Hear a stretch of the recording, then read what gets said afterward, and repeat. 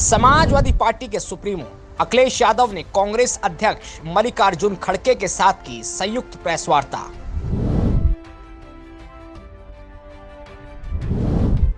BJP पर जमकर साधा निशाना। बहुजन समाज के लोगों से की अपील, लोकतंत्र को मजबूत करने के लिए इंडिया गठबंधन की करे मदद।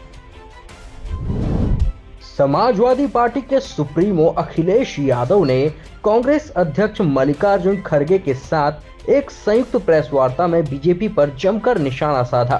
साथ ही उन्होंने कहा कि वह बहुजन समाज के लोगों से अपील करते हैं कि वे अपना वोट खराब न करें और लोकतंत्र को जो मजबूत बनाने के लिए INDIA गठबंधन की मदद करें। वहीं कांग्रेस अध्यक्ष मल्लिकार्जुन खड़गे ने बीजेपी के अब की बार 400 पार के नारे पर तंज कसते हुए कहा कि इस बार प्रधानमंत्री नरेंद्र मोदी की विदाई तो तय है और उनकी 200 सीटें भी नहीं आ रही हैं। बता दें कि लोकसभा चुनाव के 4 फेज खत्म होने के बाद दोनों ही गठबंधन खुद के आगे होने का दावा कर रहे हैं। खड़गे ने कहा कि हम सभी को मिलकर देश के भविष्य, लोकतंत्र और संविधान को बचाना चाहिए। अगर ऐसा नहीं होगा तो हम दोबारा गुलाम बन जाएंगे। अगर लोकतंत्र ही नहीं है, तानाशाही है, तो कहां से अपनी विचारधारा को वोट डालेंगे। वो अभी किसान भूला नहीं है। वो थार से जो किसानों की जान गई, थार वाला घटना भी किसान भूला नहीं है। और इनकी सरकार में लाखों किसानों ने आत्महत्या की है। बुंदेलखंड का इलाका उत्तर प्रदेश का वो है जहां पर सबसे ज्यादा किसानों ने आत्महत्या की। जो जन समर्थन मुझे कल दिखाई दिया है, बुंदेलखंड के लोग भारतीय जनता पार्टी को खंड खंड कर देंगे।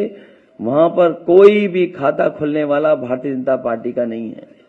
और मैंने कई बार कहा और फिर कहता हूं प्रेस के सामने, इंडिया गठबंधन उत्तर प्रदेश में 79 सीटें जीत रहा है और क्यूटो में लड़ाई में है।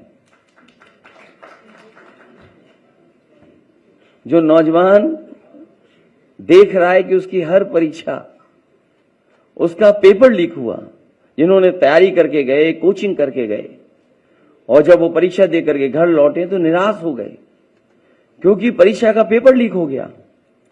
ये सरकार नौकरी नहीं देना चाहती। नौकरी खोने से नौजवानों का 1/3 जीवन बर्बाद हो गया।